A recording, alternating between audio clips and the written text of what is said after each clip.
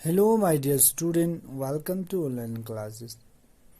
तो क्लास 8 के लिए सिविक्स का चैप्टर अंडरस्टैंडिंग लॉ। तो कल हमने स्टार्ट किया था एक नया चैप्टर अंडरस्टैंडिंग लॉ, मतलब कानून को कैसे समझना है। तो सबसे पहले हमने कहा लॉ कानून होता क्या है। हमने कहा कोई भी ऐसा कानून का सिस्टम जिसे एक देश पहचानती है या देश फॉलो करती है, जो हमारे एक्शन को कंट्रोल करे अपने देश के लोग या नागरिक के लिए, आगे उसको इट मीन्स मतलब अगर किसी ने या कोई भी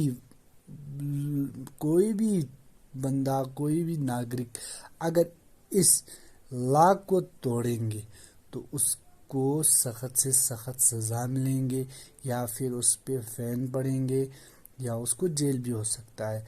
तो ये होता है कानून। कल हमने थोड़ा सा इंट्रोडक्शन किया था। तो आज हम क्या पढ़ने जा रहा है, आज हमारा पहला टॉपिक है लॉ का।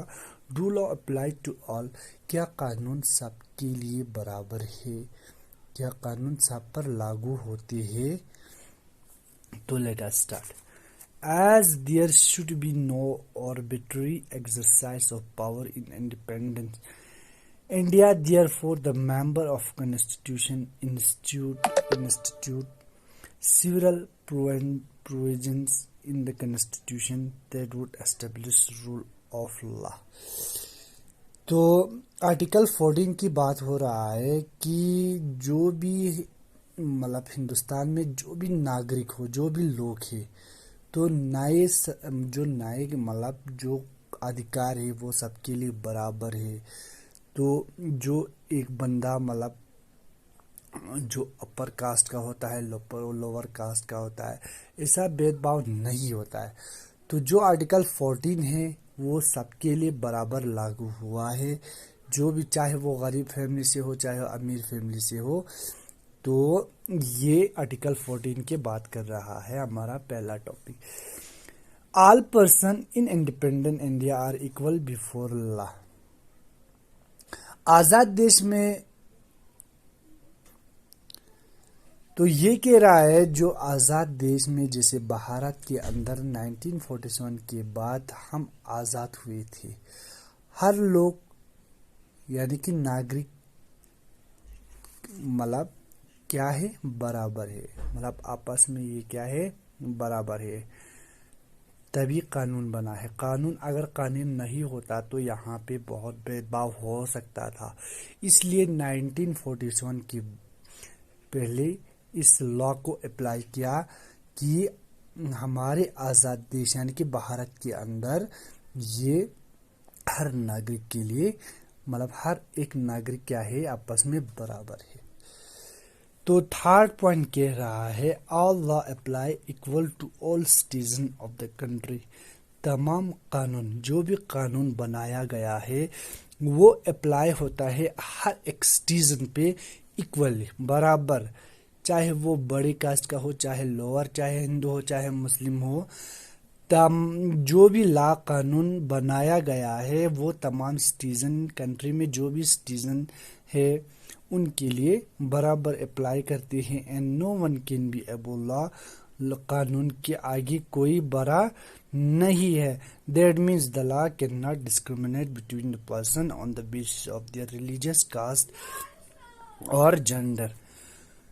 तो इसका मतलब ये हुआ जो कानून मतलब डिस्क्रिमिनेट नहीं करते हैं एक पर्सन और दूसरे पर्सन के दरमियान, किसकी बेस पे, on the base of their religious, यानी कि रिलीजियस की बेस पे, धर्म की बेस पे ये कानून मतलब डिस्क्रिमिनेट नहीं करती है कास्ट और जेंडर्स इट मीन्स चाहे वो औरत है, ये लड़का है, लड़की है, आपस में ये डिस्क्रिमिनेट नहीं करने देता है कौन, कानून।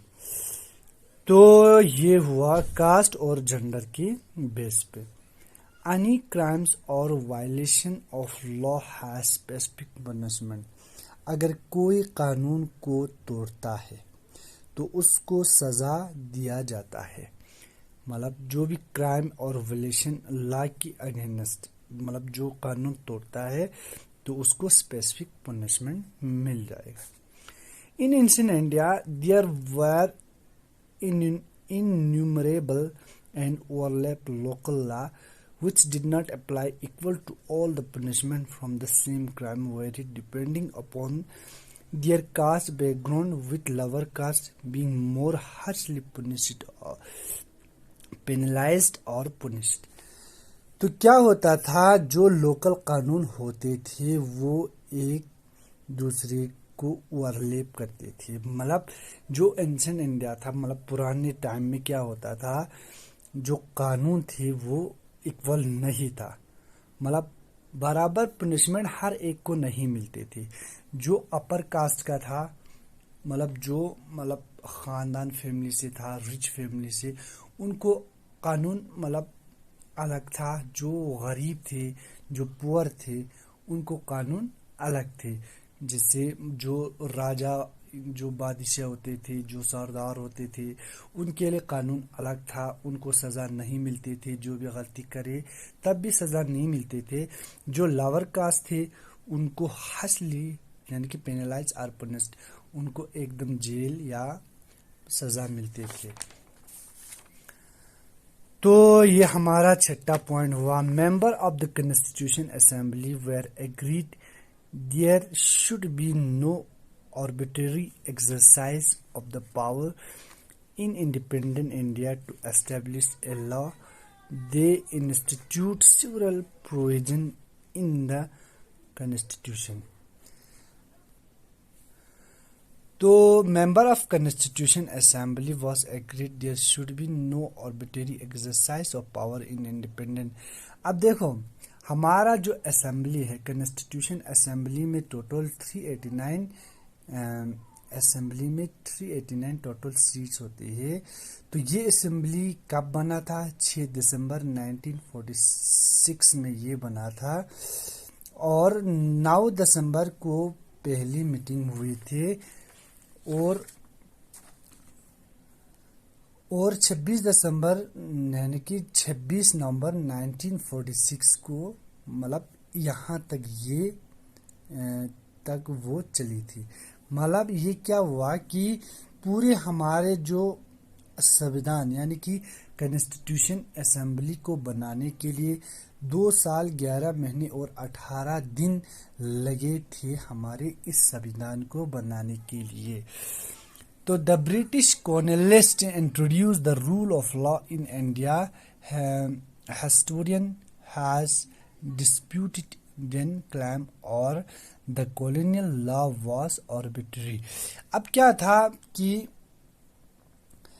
मतलब उस टाइम क्या होता था, जो ब्रिटिशर थे हमारे हिंदुस्तान के अंदर, जो हिस्टोरियन ब्रिटिशर थे, जो हमारे हिंदुस्तान के लॉ थे उसके टोटल अपोज थे।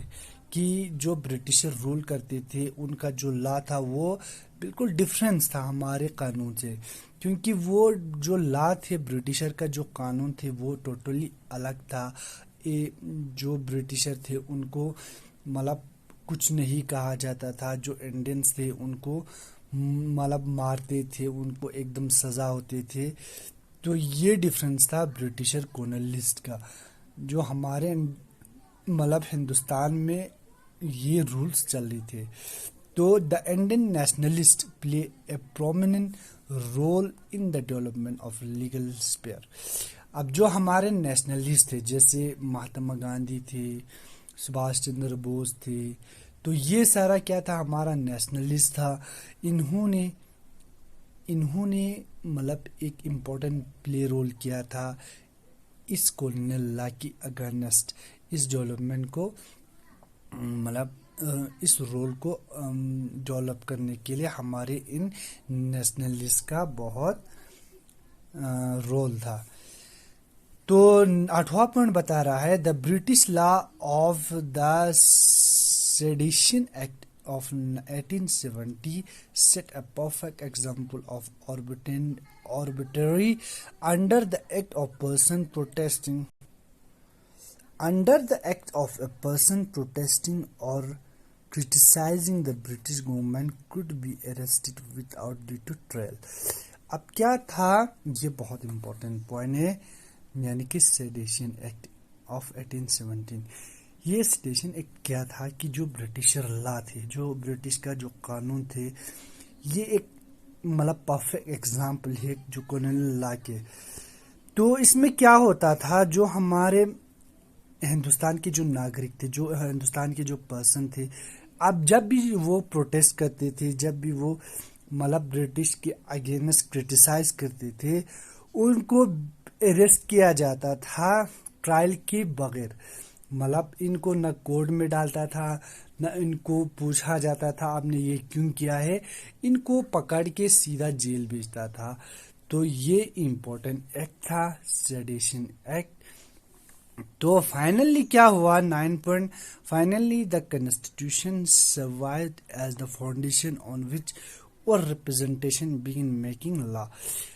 फिर आखिरकार क्या हुआ, हमारा जो कॉन्स्टिट्यूशन उसका फाउंडेशन रखा गया और उसमें रिप्रेजेंटेशन शुरू हुआ कि कानून बनाना स्टार्ट किया. In the evolution taking place, example Hindu succession act, amendment act 2005. इसमें क्या हुआ कि जो हिंदुस्तान में क्या हुआ था कि एक यानी कि हिंदू सक्सेशन अमेंडमेंट एक्ट, यानी कि 2005 से क्या था, जो हमारे हिंदुस्तान की औरतें थी, यानी कि बेटी था, उनको मतलब ये फैमिली में तो पैदा होता था, शादी करते थे, लेकिन उनका कोई हिस्सा नहीं मिलते थे घर में. अगर उनके पास प्रॉपर्टी होते थे या खेत होते थे या भी जो भी प्लेस होते थे, तो उनको मतलब नहीं देता था. सिर्फ जो घर में लड़के होते थे या जो घर का मर्द होते थे, खाली उनको मिलते थे. तो 2005 में इस कानून को चेंज किया है कि हमारा जो प्रॉपर्टी है उसमें बराबर हिस्सा मिलेंगे हमारे औरतों को भी. तो ये एक अमेंडमेंट इवोल्यूशन में आया फाइनली. तो ये हुआ हमारा पहला टॉपिक कंप्लीट. इंशाल्लाह हम मिलते हैं कल एक नए टॉपिक के साथ. खुदा हाफिज. Have a nice day.